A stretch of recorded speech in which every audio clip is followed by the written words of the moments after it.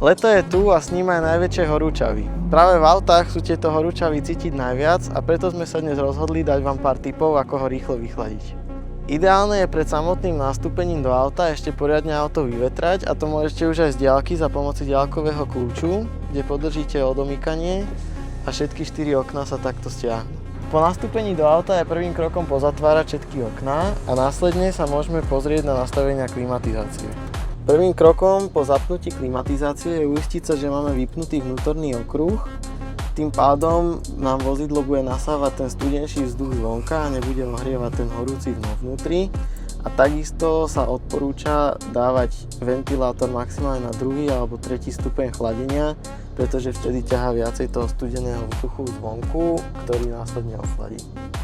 Samozrejme najdôležitejším krokom je samotná údržba klimatizácie, ktorú vieme zabezpečiť pomocou naplňania klimatizácie či výmenou kabinového filtra.